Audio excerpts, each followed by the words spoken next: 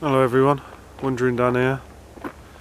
Just going to do a review on a Kawasaki EN 500/454.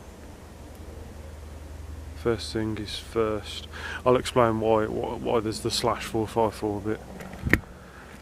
This bike here that I'm reviewing in particular is a 1990 EN 500, but it's got a 454 engine in it, so I'll talk about the engine and the bike separately, sort of. I think what I'll do is, we all know most of the reason you're looking at watching any review is because you're considering buying one or you've bought one. So I'll just talk about the things that I always want to know when I'm thinking of buying a bike, or I've bought one. I suppose it's too late if you bought it, but yeah. First things first, it's size. I'm 6'2" and I'm quite heavily built, and I fit the bike fine.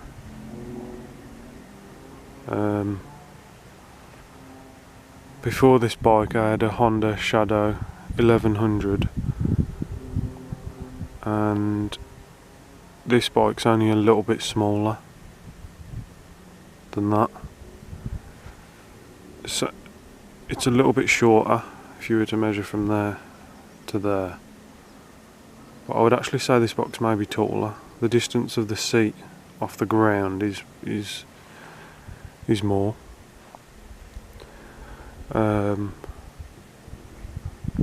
So that's the size. So if you're a big person, don't worry. This is one of the physically biggest mid-range bikes, 500cc bikes that I've come across. And to put that into perspective, I've bought and sold over the past 5 years, I don't know, 60 odd motorbikes. I lost count at 60.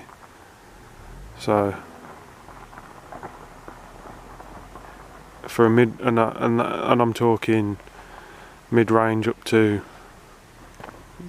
the biggest bike I've owned engine wise. It was, just trying to think, it was my CB13, I think. Yeah, I had a Honda CB13, and I've owned all sorts of mid-range bikes. So yeah, this for a 500cc is a huge machine. It's a bit like the Honda Super Dream. That's massive for a 250cc bike. This is a bit like that. For the cc, it's a big bike. It's good. I like it because I'm big. Anyway. So, big bike, we've covered that. It's cruising speed, remember, with this engine, and I'm gathering the 500 to be similar. If I was to sit on the motorway on this for a long distance, I think I'd cruise, the engine feels nice at about 65 miles an hour. All the vibration goes away, and it cruises nicely at 65, and it does about 55 miles per gallon at that. Some bikes, the MPG I've noticed changes massively between cruising at a speed all day and round town riding. Some bikes, you'll find a huge difference in their MPG between the two types of riding, but this is pretty consistently, it never does less than 50 miles per gallon. It's always 50 odd miles per gallon. It's never really hit 60, even cruising. It's just always around about the 50 to 55 miles per gallon. So it's a big bike. It's not too. I'm happy with that MPG. and cruising speed, like I say, 65 miles an hour. It's pretty good. There's nothing wrong with sitting at that speed and on the motorway in England. Although everything does overtake you at that speed, even if you do 70 miles an hour, everything's flying past you. So, big bike, cruises nicely. I suppose I should have took the helmets off to do this review. You're not really seeing the bike properly. Take that off.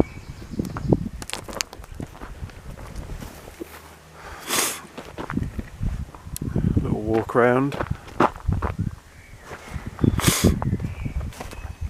This bike in particular, I've put this screen on, this massive screen. Screens, looks wise, are not my cup of tea, but it's the best thing I've ever had for cruising. Keeps the wind off you, keeps the bugs off you. I think I've changed my mind about screens. I'd never had one before. This bike has got these handlebars on. The standard bike, this bike has standard, like when I bought it. They have the rabbit ears, I think they're called, handlebars. I hate them, they're horrible.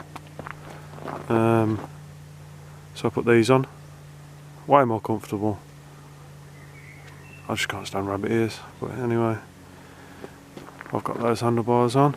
The only trouble is, the problem you always get with changing from rabbit ears is your brake master cylinder ends up wonky, so therefore your mirror ends up sticking in the air. So I've got this washer, drilled it, bent it, and there's my mirror now. Means my mirror is straight. I can see behind me. This is actually, considering I've bought and sold and owned so many bikes, this is the first one I've actually lived with and used daily with a belt drive. I don't like belt drive after having this bike. It's squeaky when it gets wet. I think belt drive is part of the reason the shells have gone in the gearbox. The sort of tension that you have to put on the belt compared to a chain, combined with the pretty high brake horsepower that these engines kick out, is what I think's worn the shells out. But it's a whole other subject. I think it's the Achilles heels of these bikes is that just about every bike has got an Achilles heel, and I think that's this bike's one.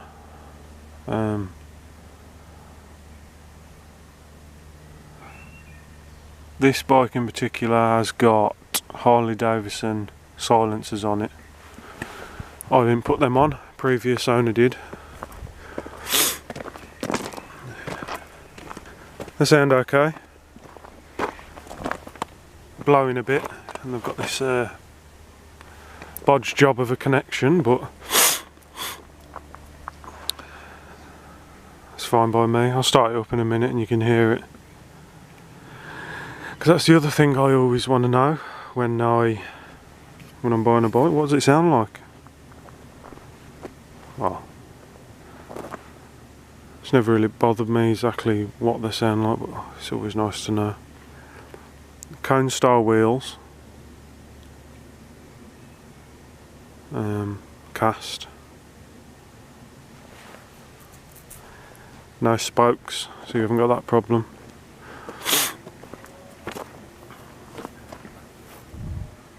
I don't know what else really to say. What more do you want to know? You've got the MPG, got an idea of the size of the bike.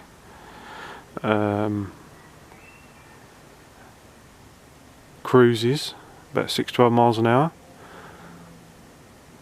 You can cruise less than that, obviously. The quickest I've gone is 80 mile an hour. Didn't really want to go faster than that. The engine doesn't sound like it was liking it. but it cruises, as in, you know, it's chilled out at 65. Obviously any lower than that you just get more chilled out. Like I say, this one in particular has got those silencers on. It's got those handlebars on, it's got that screen on, it's got a different engine in. It's not very standard, but it gives you an idea of what one of these bikes is like if you're thinking of buying one. I would have one again. There's not many bikes I wouldn't have though, to be honest. I like them all. Got my top box on there. Right, I'm going to start the bike.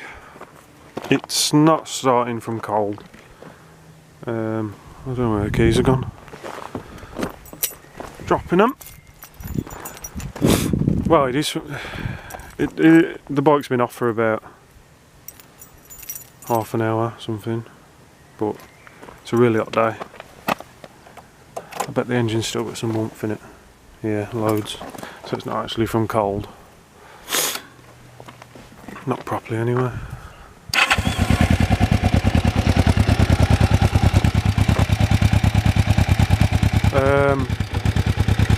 They're not standard exhaust, like I said. Harley-Davidson ones. I don't know what if they're off a Harley, what model or anything. They've just got Harley-Davidson written on them. That's all I know.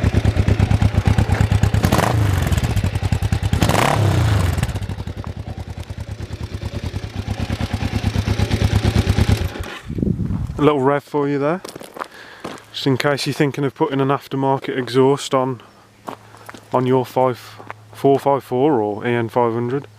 It's going to sound similar to that. It's nicer than standard. Nice little beat to it. Brakes. You've got a drum on the back and disc on the front. Perfectly fine setup. Single disc on the front, drum on the back. They're good enough. If I compare them to a Super Dream, which do nothing when you attempt to brake, they're pretty good. They stop the bike fine. I like the colour of it. I like the colour. Like I say, screen's good. What else do we want to talk about? The range with that tank. You got 12 litres in there, 50 miles per gallon. Base it on 50 miles per gallon anyway. You don't want to run out, do you? You have to fill up at 120 miles, obviously.